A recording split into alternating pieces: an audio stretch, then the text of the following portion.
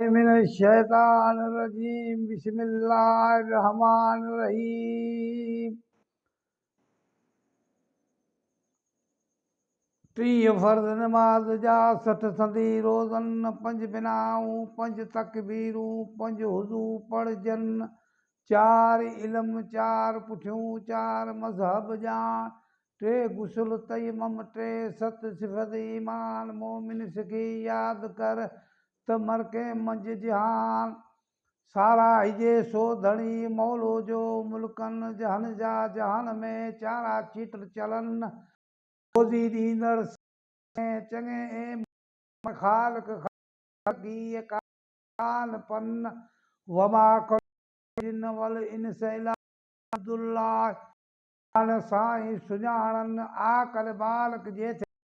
मूं जे कन हुकुम सभ जा साबित मथे साढियूं छवियूं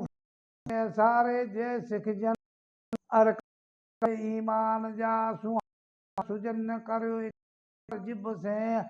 वेसा हू मंझ हुअनि तौरात में तर मूसा अलैहिस्सलाम इंजील में तर ईसा अलैहिस्सलाम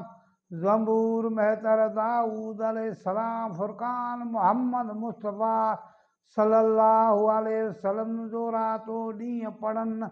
अवल इमाम आज़म ॿियो इमाम शाफ़ी टियों इमाम अहमद बिन मोहम्मद बिन हम्बल बिन मञाहे मज़हबनि 4 तालिब हक़ जा सुहा दीन सुजन राज़ी होए रहीमान धणी साईं कन्या सबन अवल तकबीर बि क़ियाम 3 क़ुरान पढ़णु 4 रुकू 5 सुजूद 6 पोइ वेहण त हद क़द्र हयात तमाम जो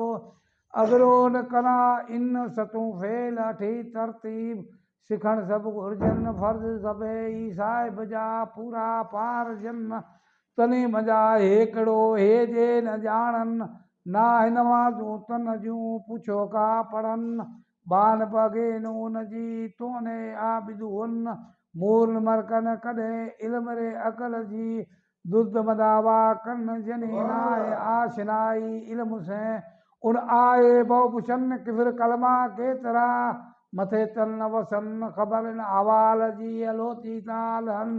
असारा भाग के मोटान मोटन औज़ बिल्लाहि मिनश शैतानिर रजीम बिस्मिल्लाहिर रहमानिर रहीम ला इलाहा इल्लल्लाह मुहम्मदुर रसूलुल्लाह सल्लल्लाहु अलैहि वसल्लम दूसरा कलमा शहादत अशहदु अल्ला इलाहा इल्लल्लाह वहदहु वला शरीक लहु अशहदु अन्न मुहम्मदन अब्दहु रसूलो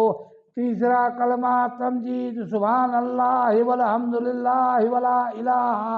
इल्लल्लाह वल्लाहु अकबर वला हौल वला कुव्वत इल्ला बिल्लाहिल अलिय्यिल अज़ीम चौथा कलमा तौहीद ला इलाहा इल्लल्लाह वहदहु अला शरीक लहू लहुल मुल्को वलहुल हम्दो योही वयमीत बियदिल खैर वला कुल शैइन कदीर पांचवा कलमा इस्तगफिरुल्लाह रब्बी मिन कुल ज़ंबी अमनब्तहु वला खताऊं कुल शैइन कदीर।